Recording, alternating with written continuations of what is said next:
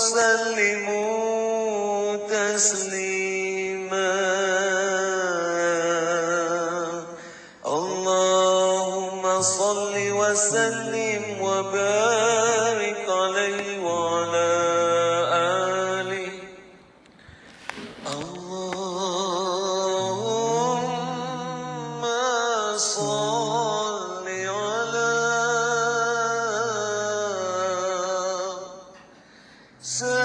سيدنا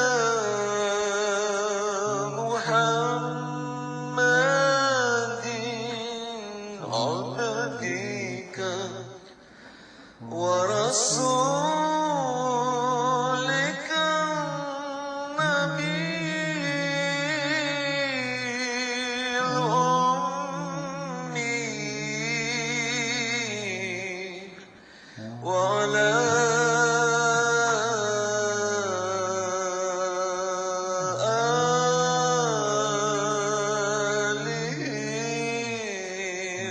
وصحبه وسلم اللهم صل على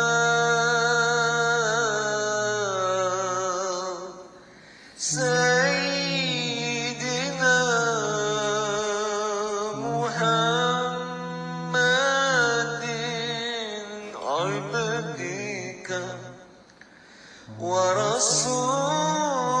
ورسولك النبي الأمي وعلى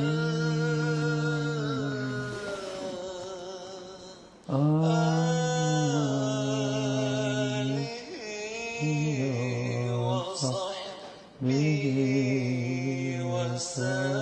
وسلم اللهم صل على سيدنا محمد وعلى آله وصحبه وسلم اللهم صل على سيدنا محمد وعلى آله وصحبه وسلم اللهم صل على سيدنا محمد وعلى آله وصحبه وسلم اللهم صل على سيدنا محمد وعلى آله وصحبه وسلم اللهم صل على سيدنا محمد وعلى آله وصحبه وسلم اللهم صل على سيدنا محمد وعلى آله وصحبه وسلم اللهم صل على سيدنا محمد وعلى آله وصحبه وسلم اللهم صل على سيدنا محمد وعلى آله وصحبه وسلم اللهم صل على سيدنا محمد وعلى آله وصحبه وسلم اللهم صل على سيدنا محمد وعلى آله وصحبه وسلم اللهم صل على سيدنا محمد وعلى آله وصحبه وسلم اللهم صل على سيدنا محمد وعلى آله وصحبه وسلم اللهم صل على سيدنا محمد وعلى آله وصحبه وسلم اللهم صل على سيدنا محمد وعلى آله وصحبه وسلم اللهم صل على سيدنا محمد وعلى آله وصحبه وسلم اللهم صل على سيدنا محمد وعلى آله وصحبه وسلم اللهم صل على سيدنا محمد وعلى آله وصحبه وسلم اللهم صل على سيدنا محمد وعلى آله وصحبه وسلم اللهم صل على سيدنا محمد وعلى آله وصحبه وسلم اللهم صل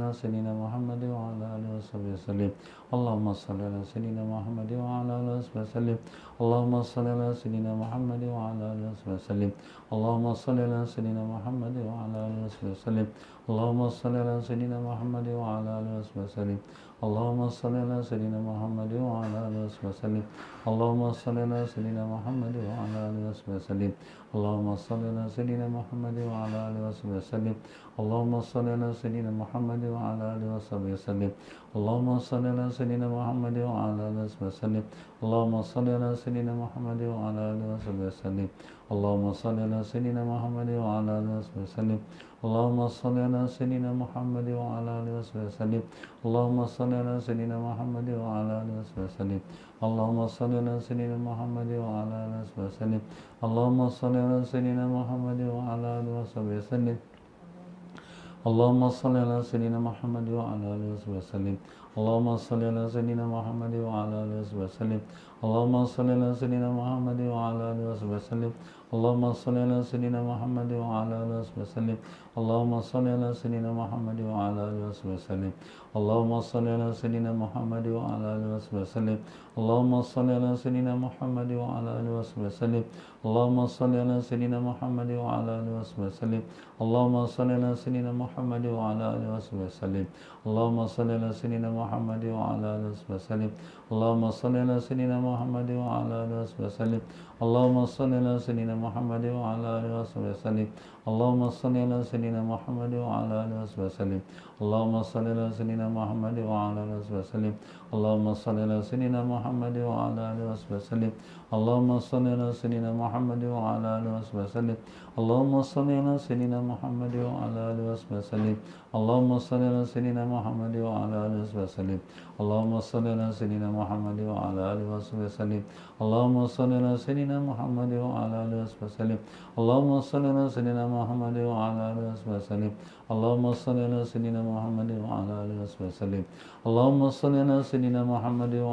وصحبه وسلم اللهم صل على سيدنا محمد وعلى آله وصحبه وسلم اللهم صل على سيدنا محمد وعلى آله وصحبه وسلم اللهم صل على سيدنا محمد وعلى آله وصحبه وسلم اللهم صل على سيدنا محمد وعلى آله وصحبه وسلم اللهم صل على سيدنا محمد وعلى آله وصحبه وسلم اللهم صل على سيدنا محمد وعلى آله وصحبه وسلم اللهم صل على سيدنا محمد وعلى آله وصحبه وسلم اللهم صل على سيدنا محمد وعلى آله وصحبه وسلم اللهم صل على سيدنا محمد وعلى آله وصحبه وسلم اللهم صل على سيدنا محمد وعلى آله وصحبه وسلم بسم الله الرحمن الرحيم الحمد لله رب العالمين حمدا وفي نعما كافي مزيدا يا ربنا لك الحمد كما ينبغي لجلال وجهك وعظيم سلطانك اللهم إني أقدم إليك بين يدي كل نفس ولمحة ولحظة وخطيرة وطرفة يطرف بها أهل السماوات وأهل الأرض وكل شيء هو كائن في علمك أو قد كان أقدم إليك بين يدي ذلك كله الحمد لله رب العالمين اللهم صل وسلم على سيدنا محمد وعلى آله في كل لحظة أبدا عدد نعم الله وإفضاله اللهم ربنا آتنا من لدنك رحمة وعلمنا من لدنك علما سبحانك لا علم لنا إلا ما علمتنا إنك أنت العليم الحكيم بسم الله الرحمن الرحيم نوينا التعلم وتعليم والتذكر والتذكير والنفع والانتفاع والإفادة والاستفادة والحث على التمسك بكتاب الله العزيز وسنة رسوله الكريم ودعاء إلى الهدى ودلالة على الخير وابتغاء وجه الله تعالى ورضائه وقربه وثوابه وسبحانه اللهم صل وسلم على سيدنا محمد وعلى آله وصحبه وسلم اللهم ألهمنا علما نفقه به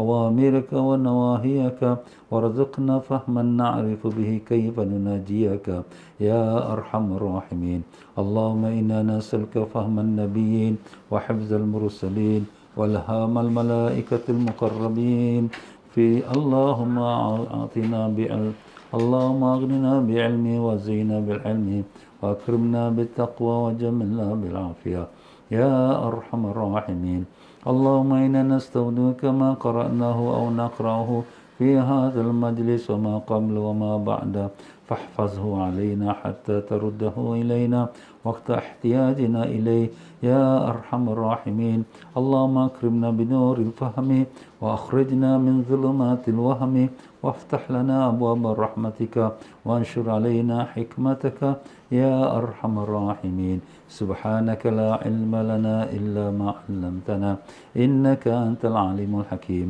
اللهم يا من مقاليد الأمور كلها بيدي وإليه يرجع الأمر كله يا فتاه يا عليم افتح علينا فتحا قريبا اللهم رب اشرح لنا رب اشرح لي صدري ويسر لي أمري واحلل عقدة من لساني يفقه قولي وسدد لساني واهدني قلبي وسدد ألسنتنا واهدنا قلوبنا وافعل كذلك بأحبابنا وأبدا وارزقنا كمال الفتوح العارفين والفقه في الدين مع كمال الإخلاص والصدق واليقين والعافية والغنى والنصر والحفظ والنفع والانتفاع وخيرة الدارين وعلوم الأولين والآخرين اللهم افتح علينا وعلى ذريتنا فتوح العارفين اللهم علمنا ما ينفعنا وانفعنا بما علمتنا وزدنا علما اللهم يا معلم إبراهيم علمنا يا مفهم سليمان فهمنا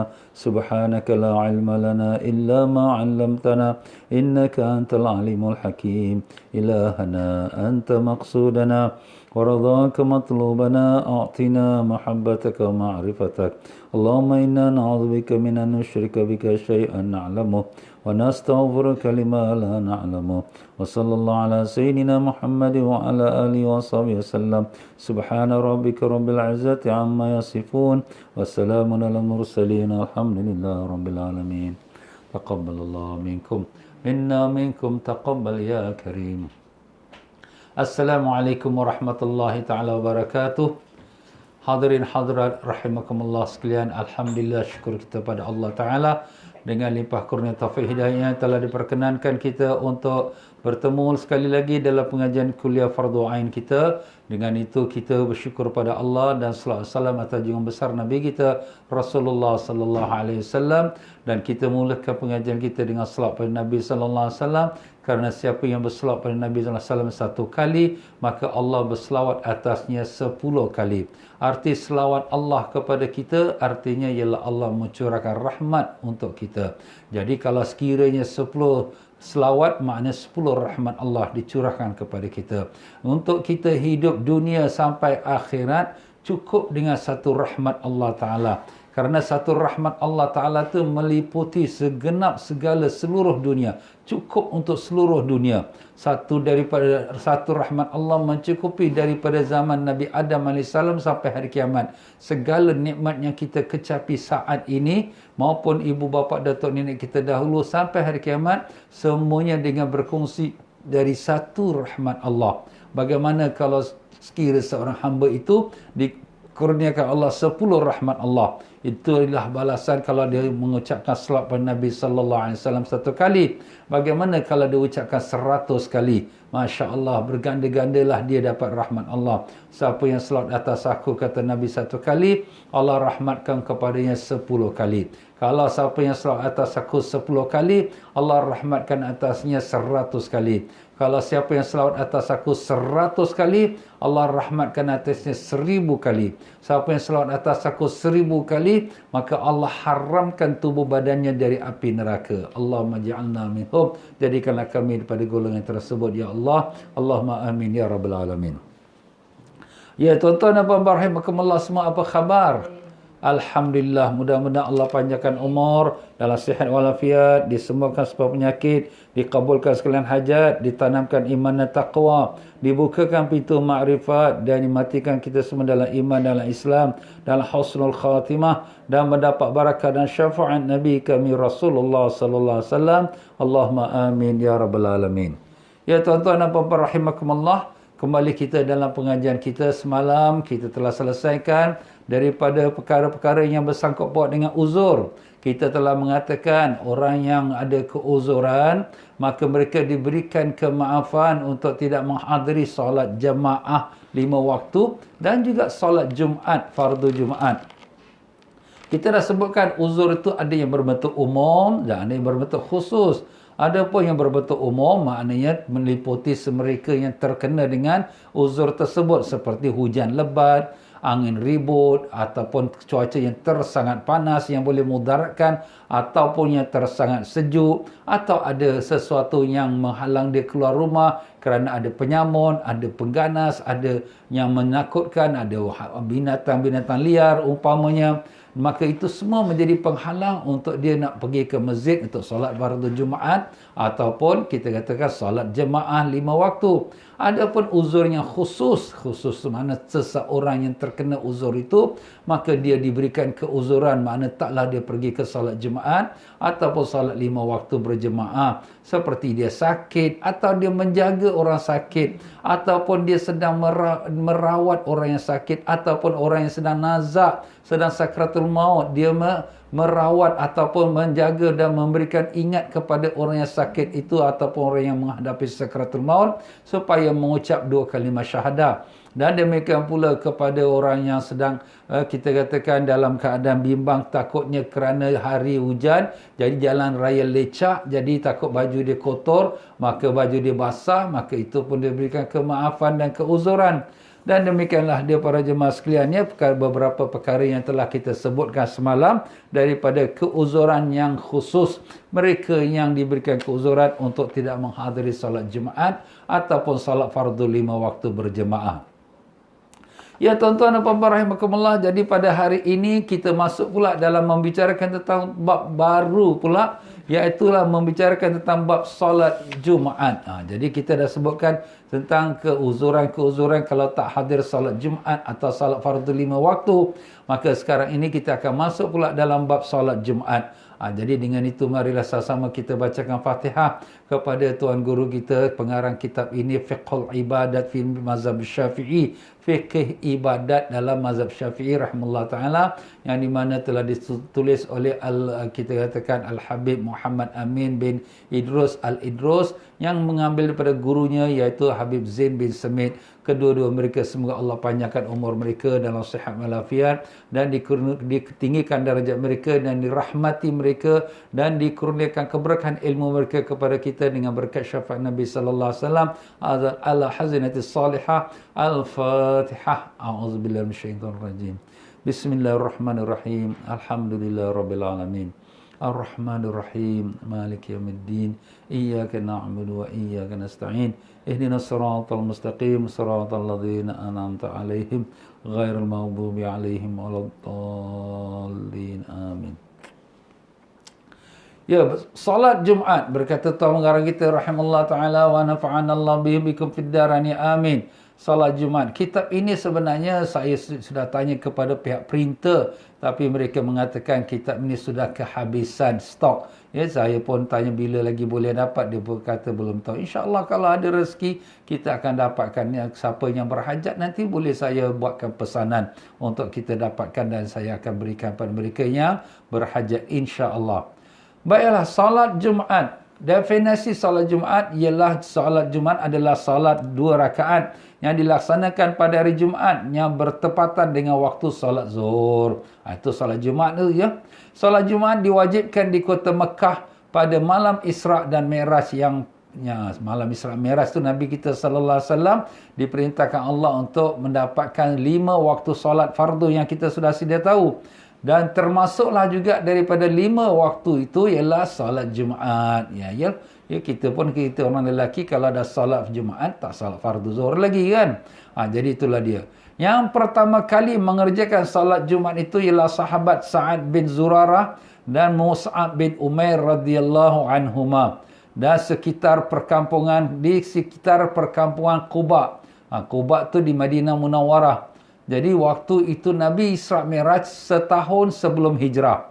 Tetapi walaupun sudah di Isra' Mi'raj, sudah diterima perintah untuk solat Jumaat dan solat 5 waktu. Solat 5 waktu bolehlah solat di rumah. Tetapi nak solat di masjid, orang kafir Quraisy tidak benarkan kerana mereka yang berkuasa dan mereka akan pukul orang Islam yang solat di masjid. Masjidil Haram lah. Masa itu tak adalah bangunan masjid. Yang ada hanya Kaabah kat tengah-tengah. Tapi itu pun dinamakan Masjidil Haram. Tetapi Nabi kita sallallahu alaihi wasallam ataupun umat Islam pertama sekali mengerjakan solat Jumaat setelah mereka berhijrah ke kota Madinah Munawwarah. Iaitu kira-kira setahun setelah perintah solat Jumaat itu diwajibkan oleh Allah dalam peristiwa malam Isra' Mi'raj. Jadi di Mekah tak boleh nak solat Jumaat kerana dikuasai oleh orang kafir. Maka Nabi sallallahu alaihi wasallam perintahkan seorang sahabat Nabi yang bernama Mus'ab bin Umair radhiyallahu anhu. Mus'ab bin Umair ini merupakan pendakwah pertama yang datang ke kota Madinah atas perintah Nabi sallallahu alaihi wasallam. Jadi apabila orang Madinah telah menerima Islam, iaitu dalam waktu mereka datang haji ke kota Mekah, walaupun masa itu orang kafir Quraisy yang berkuasa, tapi menjadi adat kebiasaan orang Arab, mereka mengerjakan haji. Dan mereka datang ke Mekah, Nabi sempat berdakwah kepada orang Madinah, seramai 72 orang dari mereka memeluk agama Islam. Dan Nabi sallallahu alaihi wasallam mengantarkan sahabat Nabi yang Nabi sayang iaitu Mus'ab bin Umair radhiyallahu an, dan beliau disuruh pergilah ke Madinah untuk mengembangkan Islam di kota Madinah Munawwarah. Jadi sebelum Nabi sallallahu alaihi wasallam berhijrah ke kota Madinah, Sayyidina Mus'ab telah datang ke Madinah untuk menunjuk ajarkan kepada umat Islam dan mengembangkan Islam di kota Madinah Munawwarah. Tidak ada satu rumah pun yang di kota Madinah daripada rumah orang Arab melainkan telah didatangi dan dikunjungi oleh Sayyidina Mus'ab bin Umair radhiyallahu an. Semoga Allah merahmatinya dan meridainya. Amin. Jadi apabila beliau datang ke Madinah Munawwarah, beliau telah berjumpa dengan salah satu ketua dari ketua kabilah di kota Madinah yang bernama Sa'ad bin Zurarah. Wahai Sa'ad, sesungguhnya aku ni diperintahkan Nabi SAW untuk mengumpulkan orang untuk solat Jumaat. Jadi dengan itu didirikanlah solat. Jadi solat Jumaat yang pertama didirikan di kawasan perkampungan Quba. Masa tu Masjid Quba pun belum ada lagi. Ya, jadi bukan dibangunkan di tempat yang dinama perkampungan Quba, mungkin di tanah lapang, maka dibangunkanlah solat Jumaat yang pertama, ya. Kerana masa itu Rasulullah sallallahu alaihi wasallam berada di Mekah dan Nabi tidak mampu mengerjakan solat Jumaat di Mekah seperti yang telah kita sebutkan tadi. Maka apabila Sayyidina Mus'ab radhiyallahu an dengan Sayyidina Sa'ad bin Zurarah radhiyallahu an membangun ataupun mendirikan salat Jumaat, maka itulah salat Jumaat yang pertama. Dan apabila Nabi sallallahu alaihi wasallam sampai ke kota Madinah Munawwarah, baginda pun membangunkanlah masjid yang dinamakan Masjid Quba. Pasti sekali para jemaah yang pergi haji, pergi umrah akan menziarah Masjid Quba kerana itulah masjid yang pertama yang dibangunkan oleh Nabi kita sallallahu alaihi wasallam dalam sejarah Islam. Sebab masa di Mekah tak bangunkan masjid kerana dikuasai oleh orang kafir Mekah. Tetapi bila sampai Madinah barulah dibangunkan masjid, itulah dia Masjid Quba. Ya, kota pertama selain daripada kota Madinah, di manakah pula dilakukan solat Jumaat luar daripada kota Madinah? Maka solat Jumaat yang pertama yang dilakukan luar daripada kota Madinah ialah kota yang bernama Juwasa. Juwasa ni di mana? Iaitu di negeri Bahrain. Bahrain lah salah satu negeri Gulf, ya, yang kita katakan di persisiran air laut Arabian Sea, ya. Jadi itulah dia tuan-tuan, Bahrain. Negeri Bahrain sampai sekarang pun ada lagi. Itulah tempat yang pertama mendirikan solat Jumaat luar daripada kota Madinah. Kota Madinah kita dah tahulah tadi sejarahnya. Baiklah, sekarang sebab apakah dinamakan hari Jumaat? Jadi ada Sabtu, Ahad, Isnin, Selasa, Rabu, Khamis. Tapi Jumaat, dari mana pula datang cerita nama Jumaat ini? Sebab dinamakan hari Jumaat, perbezaan pendapat di antara alim-alim ulama kita mengenai sebabnya. Ada yang mengatakan bahawa sebabnya ialah dinamakan hari Jumaat kerana kaum muslimin berkumpul untuk melaksanakan solat Jumaat. Jadi kita diwajibkan solat Jumaat, jadi dinamakanlah hari itu hari Jumaat. Jadi itu antara sebabnya. Dan juga disebutkan bahawa itulah hari pertemuan Nabi Adam AS dengan Sayyidatina Hawa. Setelah mereka diturunkan daripada syurga, Nabi Adam AS berpisah dengan Sayyidatina Hawa, nenek kita.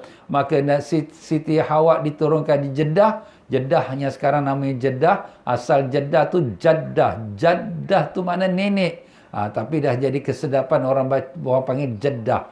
Dia itu tempat Siti Hawa turun.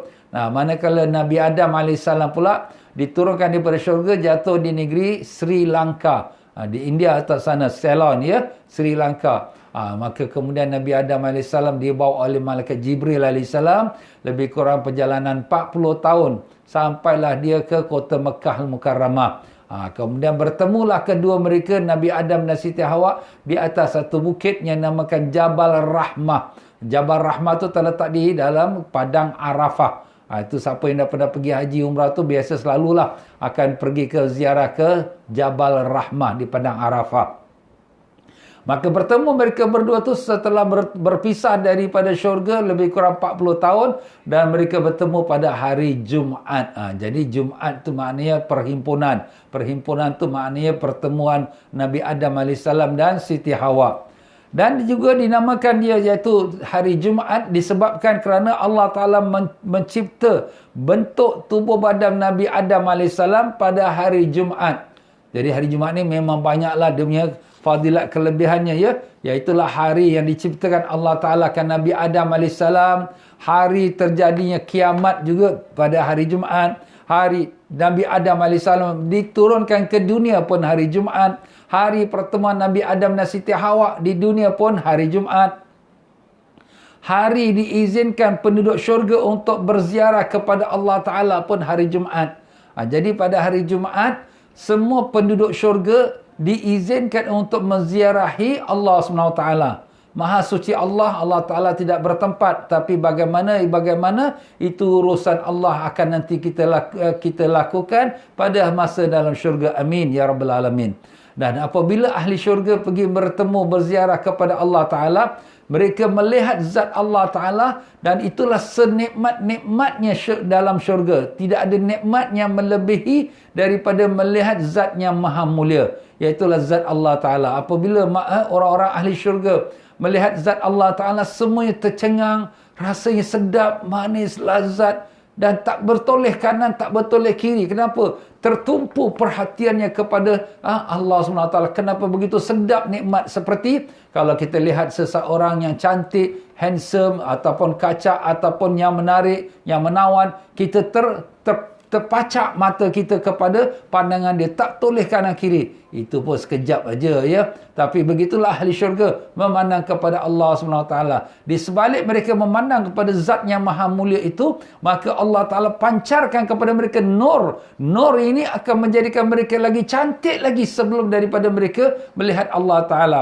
Jadi apabila mereka lihat Allah SWT, mereka kembali ke syurga mereka, ke kebun-kebun dan juga taman-taman mereka masing-masing. Maka bidadari-bidadari mereka pun berkata, suami aku tambah cantik. Kenapa? Kerana itulah berkatnya mereka pergi menziarahi Allah Ta'ala. Jadi gambarkan tuan-tuan dan puan-puan, setiap hari Jumaat, every Jumaat, para ahli syurga akan menziarahi Allah, dan setiap hari Jumaat para ahli syurga akan bertambah cantik lagi. Subhanallah. Allah, ini tak ada dalam dunia, tuan-tuan, tak ada dalam dunia. Dunia ni makin lama muka kita makin berkedut. Dunia ni makin lama makin dah tua, kita punya mata pun dah rabun. Kita pun dah makin, maaf kata, muka pun dah tak cantik dah. Yalah, dah tua kan Ustaz? Yalah, macam tu lah. Muka pun dah, pipi pun dah bergelebih dan sebagainya. Badan pun dah lembik dah. Itulah dunia, tuan-tuan. Dunia bukan tempat untuk kita nak satisfy everything kita nak, tak ada. Bukan untuk kita memuaskan segala keinginan dunia. Tak ada, tak dapat. Yang benar-benarnya kita dapat memuaskan segala keinginan kita, keindahan kita, kecantikan, kesukaan kita. Itulah di syurga. Allahumma ja'alna min ahli jannatika ya Allah. Ya Allah, jadikan kami semua daripada ahli syurga-Mu ya Rahman, dengan berkat Nabi kami Rasulullah sallallahu alaihi wasallam. Amin. Jadi itulah dia, tuan-tuan dan puan-puannya, nikmat, betul-betul nikmat. Sebab itulah Allah Ta'ala kata, wal akhiratu khairu wa abqa. Akhirat itu, syurga itu lebih baik dan lebih kekal. Tapi sayangnya manusia tak nampak. Jadi mereka lah sibuk-sibuk dengan dunia. Maaflah, bukan kita jangan bekerja-kerjalah. Tapi kadang-kadang nak ibadat pun susah, nak beramal pun susah, nak zikir pun susah, nak pergi belajar agama pun susah. Ini syukurlah, alhamdulillah, kita dapat belajar agama melalui live, melalui FB. Itu pun kadang susah juga. Apa nak buat, dah sibuk kerja Ustaz. Tapi jangan lupa, nanti lepas malam-malam tidur kita balik kerja, bukalah FB tu, tengok, belajar. Inilah sekurang-kurang Allah Ta'ala bagi kita banyak kemudahan untuk kita belajar. Apa alasan kita nak jawab depan Allah? Kenapa kau tak pergi belajar? Apa alasan kita nak jawab? Sibuk kerja. Apakah hidup kita ni jadikan Allah Ta'ala untuk jadi hamba kerja? Subhanallah. Itu bukan tujuan asal Allah Ta'ala jadikan kita untuk jadi hamba kerja. Allah jadikan kita untuk jadi hamba Allah. Bukan untuk jadi hamba kerja. Tapi kerja ni sebagai sampingan untuk memenuhi keperluan hidup kita sahaja. Bukan untuk jadi hamba pada pekerjaan. Maaf tuan-tuan, ya, bukanlah kita nak kata apa. Tapi itu hakikat sebenarnya kejadian kita dijadikan oleh Allah SWT. Jadi itulah dia pada hari Jumaat. Hari yang di mana ahli syurga melihat kepada Allah SWT. Hari Jumaat juga hari yang penuh dengan tambahan dari rahmat Allah Ta'ala yang diturunkan. Oleh kerana itu, para malaikat memberi nama pada hari Jumaat ialah Yaumul Mazid. Yaum tu hari, mazid tu tambahan. Jadi pada hari Jumaat Allah turunkan rahmat, turunkan barakat. Sebab tu pada hari Jumaat kita tak tahu mana satu masanya Allah Ta'ala membukakan pintu doa. Siapa yang doa terkena pada masa itu, maka dikabulkan semua doa dia itu. Bila tu Ustaz? Ada yang kata pagi, ada yang kata waktu imam antara dua khutbah, ada kata lepas asar di Jumaat, tapi tak ada ketentuannya. Cuma adalah tanda-tanda kata lepas asar di Jumaat, ada yang kata antara imam tengah duduk antara dua khutbah. Pokoknya di sini hari Jumaat itu hari pengkabulan doa. Yang lain pun kabul juga. Tapi itu keistimewaannya hari Jumaat. Hari Jumaat juga ialah hari yang di dalamnya terdapat waktu yang dikabulkan doa seperti yang saya telah sebutkan tadi ya.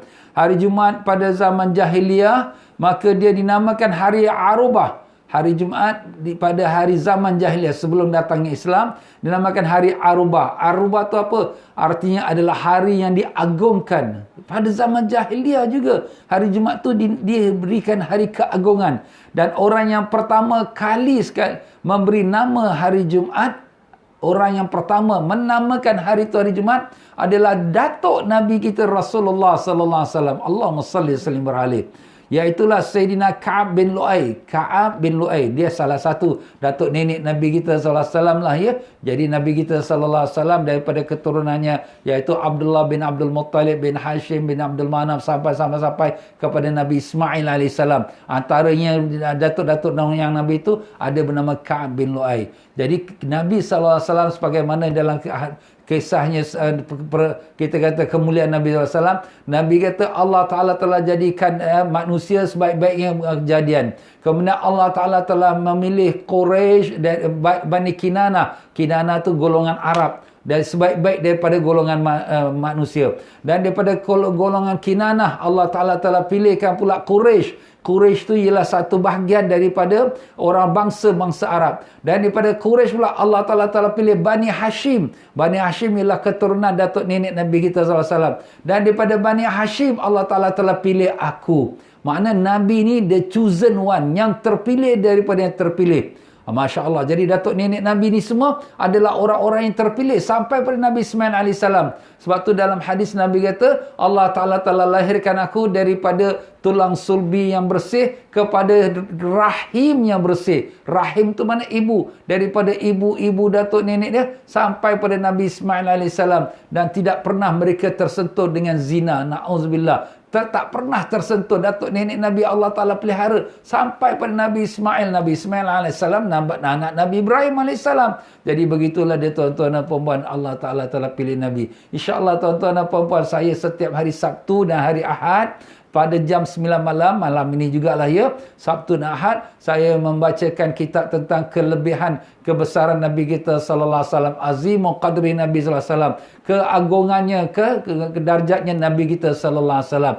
Tersangat agung Nabi kita ni, tersangat mulia. Siapa yang mendengarkan akan bertambah lagi kasih sayang kepada baginda Nabi kita Rasulullah sallallahu alaihi wasallam. Allahumma salli wa sallim alaihi. Jadi orang yang pertama menamakan hari Jumaat itu ialah datuk nenek Nabi yang bernama Ka'ab bin Lu'ay, dan beliau adalah orang yang pertama mengumpulkan orang-orang di Mekah dan berceramah di hadapan mereka, juga mengkhabarkan tentang perihal kedatangannya penutup para nabi, iaitulah Nabi Muhammad sallallahu alaihi wasallam. Allahumma salli wa sallim alaihi. Jadi makna datuk nenek Nabi pun sudah tahu dah akan datang seorang Nabi yang menjadi khataman Nabi, penutup sekalian Nabi. Dan namanya juga nama Nabi ialah nama Nabi Sayyidina Muhammad sallallahu alaihi wasallam. Macam mana dia boleh tahu pula? Jangan kita lupa, semua kitab-kitab yang diturunkan oleh Allah Ta'ala ke atas rasul-rasulnya, termasuk juga kitab Zabur, Taurat, Injil yang sebelum Al-Quran, semuanya ada termaktub nama Nabi kita, Nabi Sayyidina Muhammad sallallahu alaihi wasallam. Dalam Injil ada sebut nama Nabi Muhammad sallallahu alaihi wasallam. Dalam Taurat ada sebut nama Nabi Muhammad sallallahu alaihi wasallam. Dalam Zabur ada tersebut nama Nabi Muhammad sallallahu alaihi wasallam. Apabila Nabi Musa alaihissalam membaca kitab Tauratnya dan melihat kelebihan-kelebihan Nabi sallallahu alaihi wasallam, dia minta Allah supaya jadikan dia Nabi Muhammad sallallahu alaihi wasallam. Tapi Allah kata, bukan bahagian kau yang Musa. Kemudian dia melihat pula kelebihan umat Nabi sallallahu alaihi wasallam, dia minta, ya Allah jadikan aku umat Nabi Muhammad sallallahu alaihi wasallam. Subhanallah. Nabi Musa dia dah darjat Nabi, tapi minta pula jadi umat Nabi Muhammad sallallahu alaihi wasallam. Kenapa? Kerana banyak sekali kelebihan umat Nabi Muhammad sallallahu alaihi wasallam, dan itu pun akan kita bacakan juga dalam kitabnya tersebut tadi. Jadi tuan-tuan dan puan-puan, jangan miss ya pengajian kita pada malam ini dan malam besok, 2 kali seminggu saja saya membacakan kitab tersebut ya. Hari Jumaat merupakan paling mulianya hari setelah hari Arafah. Jadi kalau dibandingkan hari-hari dalam satu tahun, hari yang paling mulia hari Arafah. Selepas hari Arafah, hari Jumaat.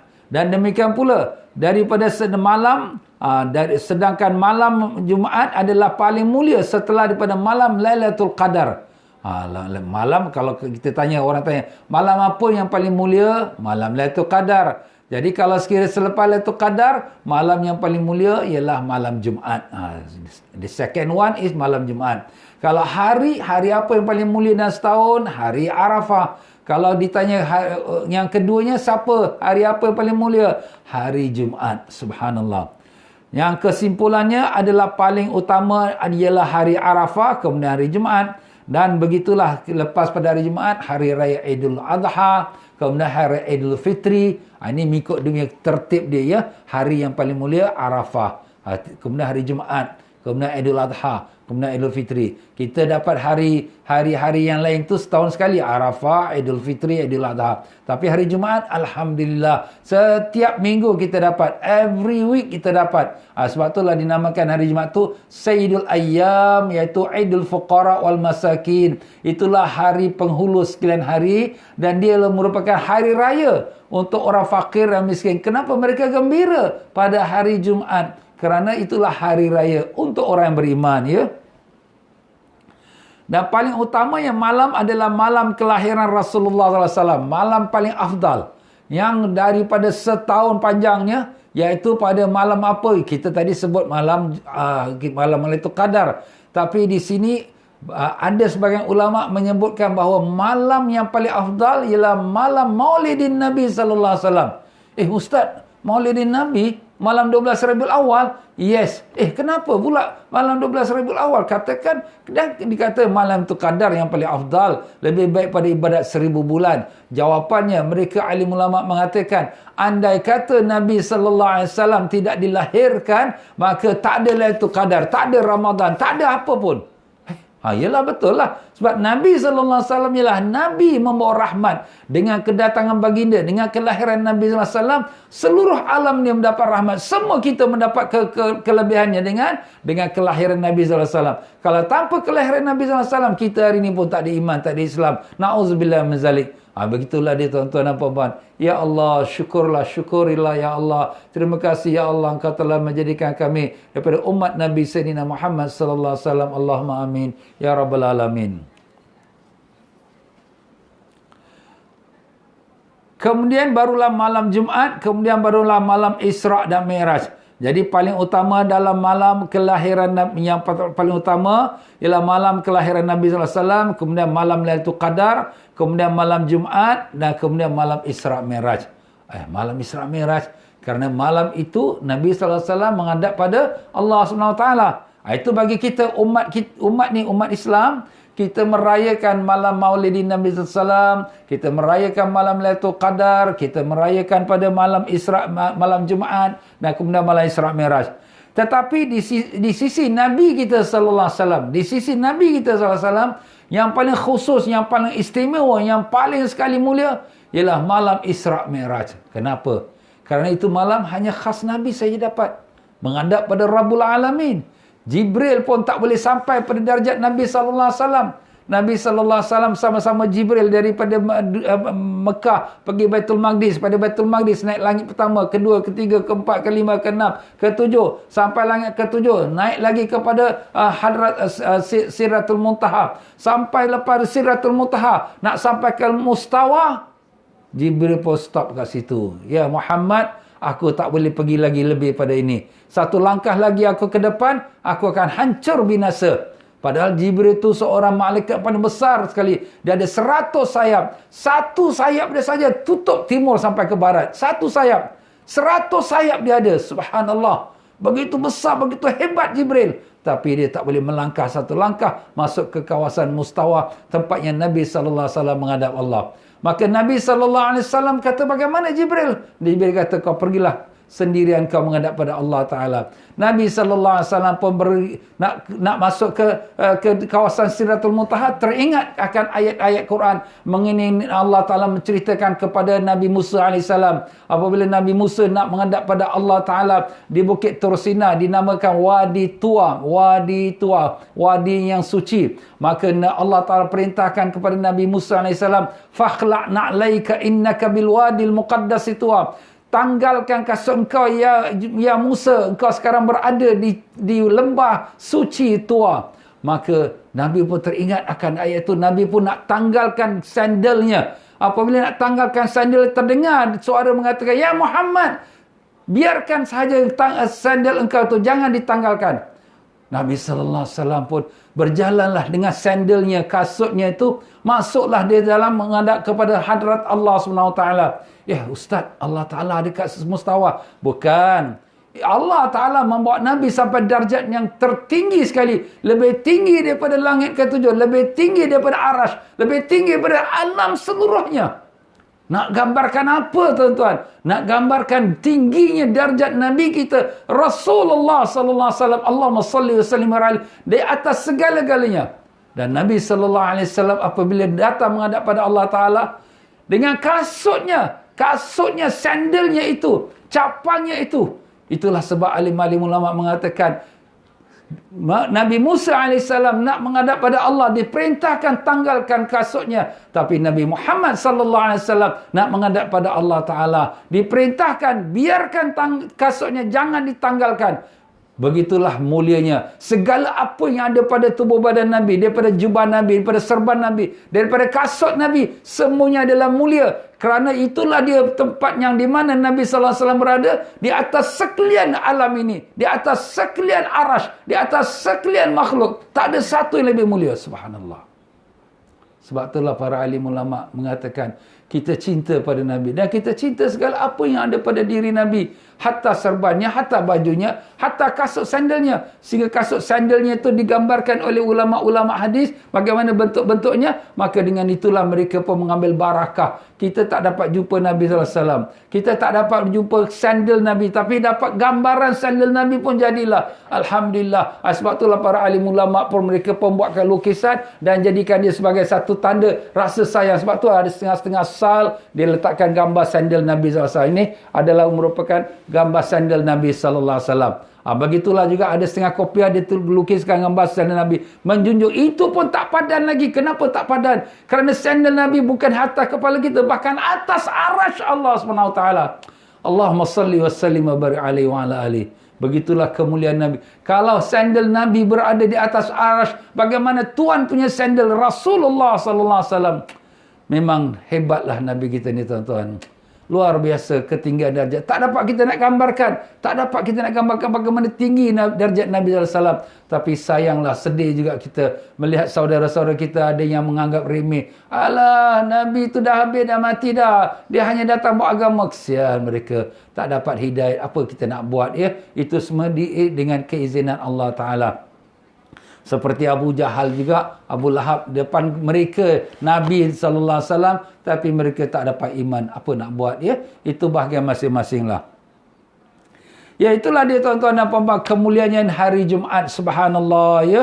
Jadi dengan sebab itulah di sini, kalau sekiranya kita orang yang beriman ya, kita pada hari Jumaat tu hari kemuliaan kita, kita agungkan dia. Pada malam Jumaat kita baca Yasin, pada malam Jumaat kita baca zikir, baca selawat, banyakkan selawat pada Nabi sallallahu alaihi wasallam. Sebab tu sayang kalau sekiranya malam Jumaat kita habis masa dengan tengok TV, malam Jumaat habis masa pergi berpesta, malam Jumaat habis masa dengan perkara jangan sia-sia. Rugi. Orang ni tak mengenal antara batu dengan permata. Dia ingatkan hari Jumaat, malam Jumaat tu ala biasa saja. Tidak. Ia adalah malam istimewa dan dia adalah malam yang diperkenankan doa. Imam Syafi'i rahimahullah ta'ala mengatakan, telah datang kepada kami khabar berita bahawa 5 malam doa yang tak ditolak oleh Allah Ta'ala. 5 malam yang tak ditolak oleh Allah Ta'ala doa. Iaitu malam 1 Rejab.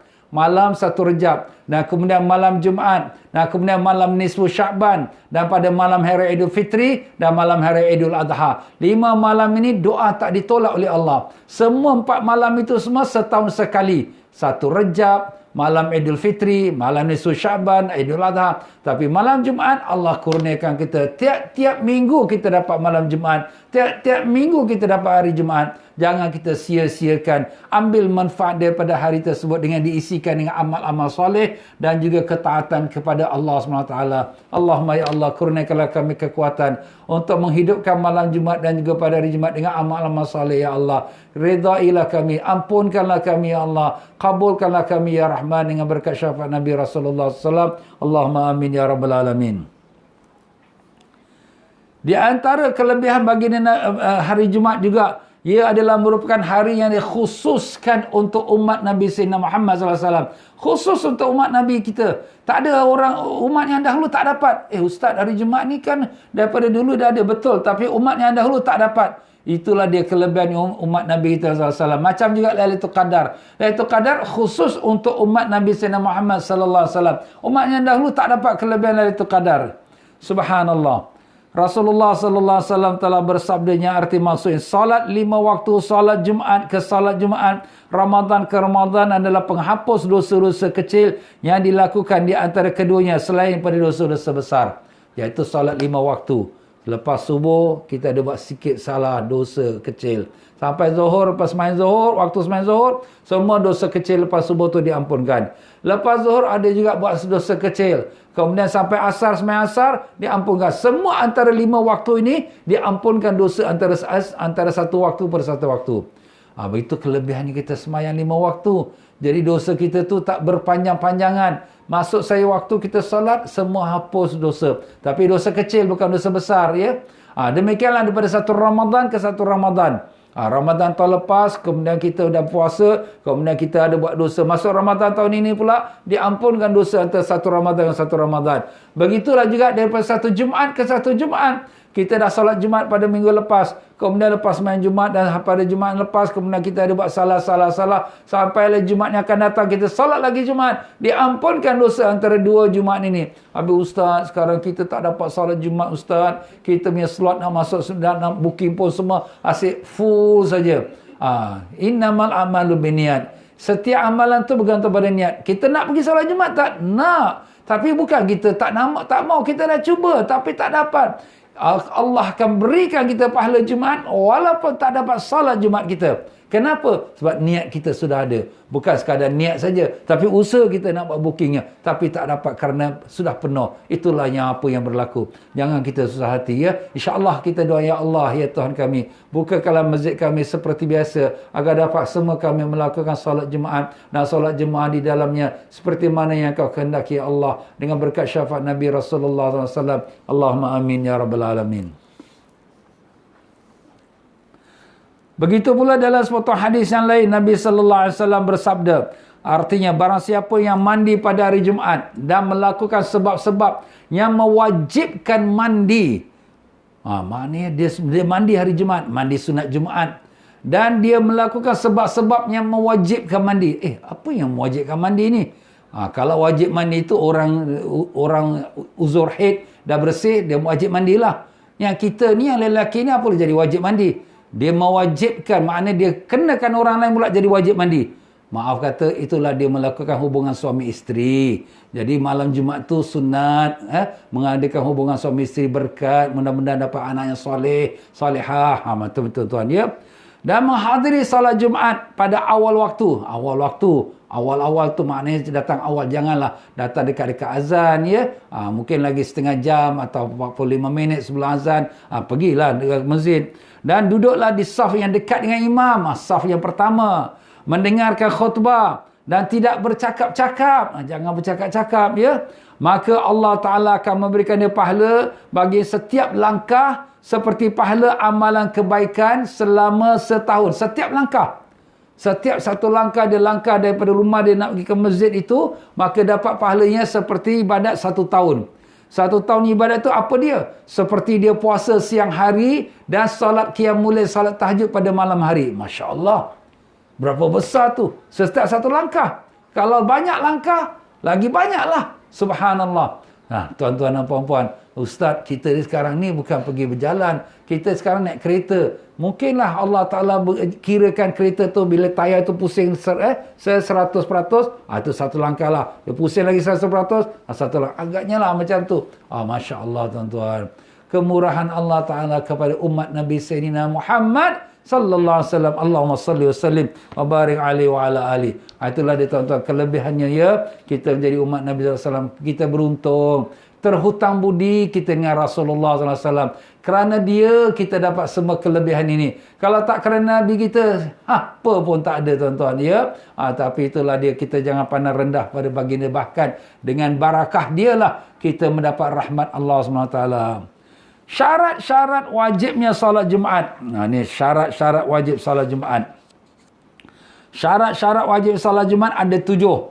Jika 7 syarat ni tersebut terdapat pada diri seseorang, maka wajib baginya untuk menunaikan salat Jumaat. Kena ada 7 syarat. Kalau ada salah satu syarat tak ada, maka tak wajib ditunaikan salat Jumaat. Pertama, ialah Islam. Itu dah tentulah ya. Orang kafir salat Jumaat tak sah. Ya, na'udzubillah min zalik. Yang kedua, baligh. Baligh tu dah cukup umur. Kalau lelaki itu yang sudah berumur 15 tahun ataupun dia sudah bermimpi di bidadari sampai keluar air mani, mungkin umur 13 tahun, 14 tahun, maka sudahlah wajiblah itu solat Jumaat. Baligh ya.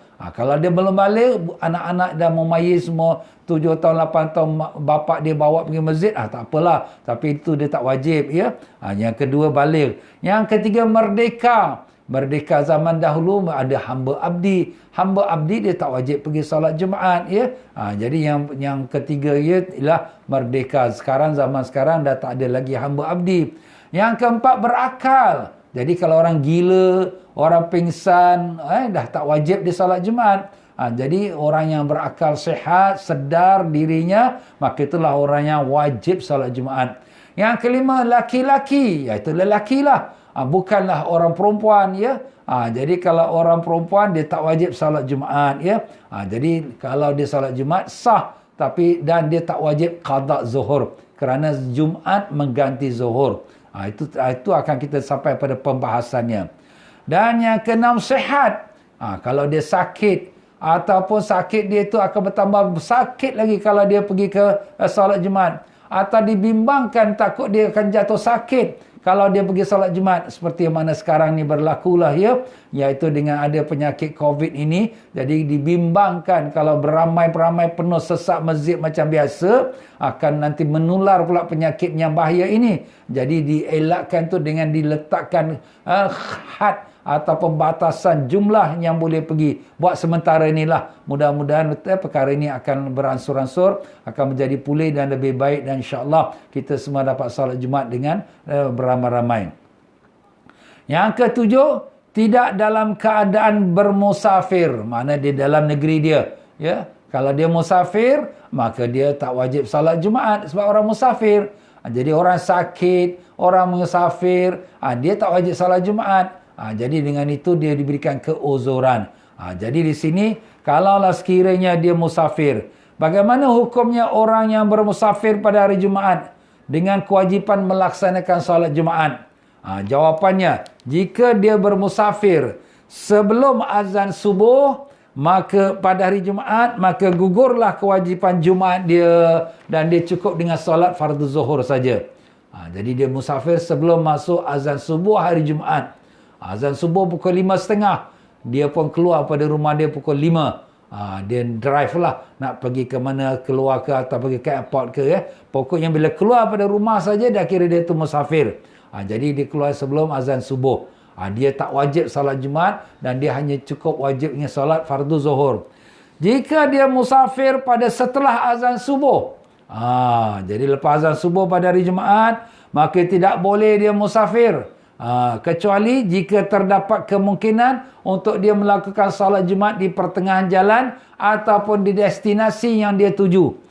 Dia nak pergi ke Kuala Lumpur, flight dia pukul 8 pagi, tapi sampai 9 pagi dah boleh sampailah rumah makcik dia pukul 11, pukul 12 dah boleh salat Jumaat kat sana. Okey, tak apa.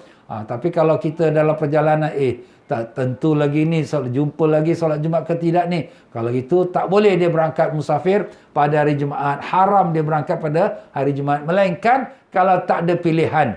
Tak ada pilihan macam kadang-kadang sekarang kita ni nak pergi haji, nak pergi umrah, kadang-kadang tak ada choice kita. Sebab penerbangan yang kita diberi ialah pada hari Jumaat. Bukan kita nak pilih hari itu, tapi terpaksa. Itulah yang ditetapkan untuk kita. Bukan kita ada choice. Jadi dengan itu dimaafkanlah. Kerana itu keuzuran yang tak dapat dielakkan. Kita minta ampunlah kepada Allah SWT.